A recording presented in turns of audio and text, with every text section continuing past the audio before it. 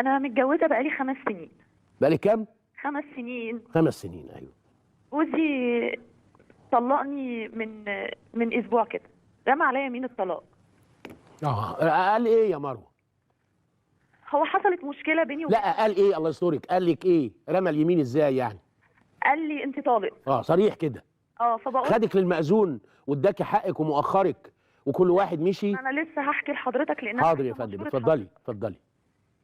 سبب المشكله يا دكتور ان هو بعد 5 سنين والدته طلعتني ان انا انسانه مش كويسه وحراميه. بيت العيله يا بيت العيله.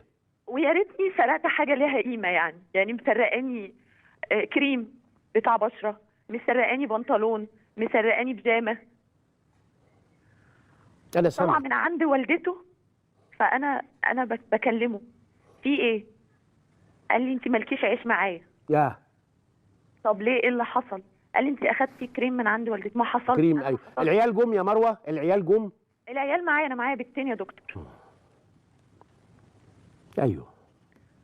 قعدت احلف له ان انا ما اخدتش، ان انا ما عملتش. لا انا حبيبتي والدتي وانت مالكيش عيش معايا. طب ابوس ايدك، طب ابوس رجلك، طب انا حراميه وعملت كده، ممكن تسامحني؟ انا من يوم ما اتجوزتك وانا بعتبرك ابويا واخويا وامي. الله عليك يا بنت. قومني، لو انا غلطانه قومني. الله عليك يا حبيبتي. انا هوديكي بيت ابوكي يربوكي. طب انت ربيني، انا محتاجه لك جنب. الله يسترك روحي. انا مش هسيب بيتي.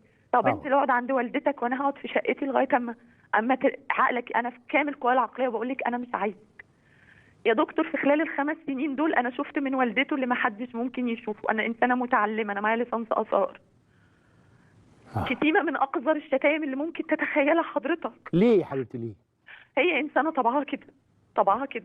وجوزي انا كنت صدمت بعد ما اتجوزت وقال لي دي امي وما اقدرش اغيرها. قلت له على لا يعني انا دايما يا مروه بحتاج مثال يا حبيبتي، يعني تديني موقف سياق هي خبطت الالفاظ دي، يعني انت عملت ايه علشان هي ترخ كده رخ؟ بنتي بربيها. بنتك. بنتي عملت هي الحنينه عنك، اتضايق احن من الوالده يعني. الاسلوب بتاع جدتها وانا عايزه اطلعها انسانه كويسه. بلاش لما اشتمها، يعني اشتم بنتي يا قاذر. طب يا مروه برضو ما هو ممكن نربي بناتنا بعيد عن جدتهم يعني. ما هي شقتي فوق يا دكتور. ايه؟ اقول لها مثلا يا حيوانه تقول لي انت يا ماما اللي حيوانه. لا قصدي يعني انت عايزه تربي بنتك بلاش قدام ستها لانها هتعمل نفسها احن منك. مش قدام جدتها يا دكتور. شقتي بقول لحضرتك فتنزل تشتكي لجدتها. ده دكتور، ده ماما بتقول لي كذا كذا. او ماما تقول لها اطلعي قولي لها يا كذا يا كذا. انا مش عايزه اقول لحضرتك الالفاظ. انت مالكيش دعوه بيا. شوف لدرجه ايه يا دكتور. طب انا هقف عند الكريم يا مروه. بمناسبه الكريم، هي حماتك عندها زهايمر مثلا تكون استعملته ونسيت؟ لا او في ليكي سلفه ثانيه الله ينور عليها يعني. القصه انا هحكيها لحضرتك لو ليك طول بال معايا. لا بس عشان اللي بعد كان عندنا 98,000 تليفون. هي مش يعني انا مش عارفه احكي لحضرتك، اصل القصه طويله فمش مستاهله. طب انتوا بيت عيله؟ انتوا بيت عيله؟ انا هريحك واجيب لك من الاخر. انتوا بيت عيله؟ انا لوحدي، انا مفيش غيري لوحدي. يعني انت وهم؟ ايوه. وكل واحد شقه. البيت بتاعهم ولا ايجار؟ انتوا الاثنين مأجرين؟ بتاع والدته. جوزي. البيت بتاعهم؟ بتاع والده جوزي. وانتوا في القاهره ولا الاقاليم؟ لا انا في كفر الشيخ يا دكتور. يعني المدينه نفسها برضو ولا بيرة ولا الحمول ولا دسوق ولا قريه؟ لا في السوق نفسها، مدينة. في المدينه نفسها الجميله. والبيت دورين. وجوزك بيشتغل ايه؟ جوزي بيشتغل فران. امه فران؟ فران ومعاه شهاده مفيش مانع. دبلوم. ده حلو قوي. وانت رضيتي بيه ومعاك الليسانس مفيش مشكله ان سوق الجواز واقف. اوكي. وعارفه برضو ان حماتك اكيد لان احنا بلد صغيره وعارفين بعضنا. انت عارفاها يا مروه. هو في السعوديه. وانت تخيلتي يا حبيبتي انك انت هتخليها تمشي على عجين ما تلخبطوش، صح ولا لا؟ والله ابدا. لا امال يعني ايه؟ امال رايحه تتهزقي؟ انت عارفه ان امه لسانها صليط. انا ما اعرفش. واني انا ما اعرفش. ما هو لما قال لك مالكيش عيش معايا سيبك بغض النظر عن الكريم وغير الكريم. انا بحكي لحضرتك على انت خدت البنتين وروحت بيت ابوكي ولا ما زلت في شقتك؟ انا قعدت اترجاه ساعه يا دكتور ان انا ما انزلش من شقتي واقول ده بيتي مفيش فايده. ومفيش فايده. بقول لك طب هنزل ابوس رجل والدتك. لا ولا حتى تراب اللي تمشي عليه ما حد يقبل منك كده. هو خد الموقف ورمى اليمين. بعد كده انت عملت ايه يا حبيبتي؟ بعد ما اترجيته ولميت هدومي ورحت بيت والدتي. انا بقالي اسبوع عندي. وخدت البنتين. وهو وراك تاني يوم بالشاي والسكر والبطاطس واللحمه وبس على راسك وقال لك اكلي العيال وانا ما اقدرش استغنى عنك. لا ما حصلش. ما عملش حاجه ولا جاب 300 جنيه في ظرف مثلا بعد 3 ايام وقال مصاريف العيال. هو بيذلني يا دكتور. بيذلنا يعني ما جابش ولا تعريفه. لا.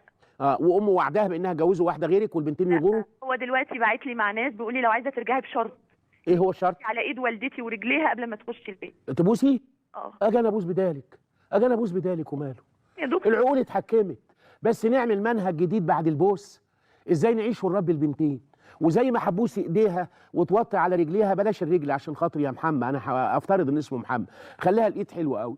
بعد البوس برضو جماعه من عندكم يقعدوا. استني يا حبيبتي، استني يا حبيبتي، جماعه يا حبيبتي كده، حكم من اهله وحكم من اهلها. خلينا، انت مظلومه ومتهانه ومتطلقه ومطروده، احنا حبيبتي حد من عندنا يقول له بص يا محمد، احنا مجوزينك وامك دي لها حق على بنتنا. لو كانت امك دي بتعمل حاجات على روحها وجسمها تنيل على عينه وجالها كانسر وانت ما انتش قادر، فهي هتخدمك كأن امها. طول ما امك عافيه وبتدبدب تخدم روحها، ده شرع الله. والوشوش لو اتقابلت يبقى صباح الخير يا امي، يا احسن ام في الدنيا. والبنات تروح تشوف بيتهم، ربي ولادك يا حبيبي على ان بنتك من غير ما تضربها. البنت مثال للرقه، البنت مثال للوداعه، البنت زي الورده الصبحه دي، محدش يقهرها ابدا، ولكن بالراحه.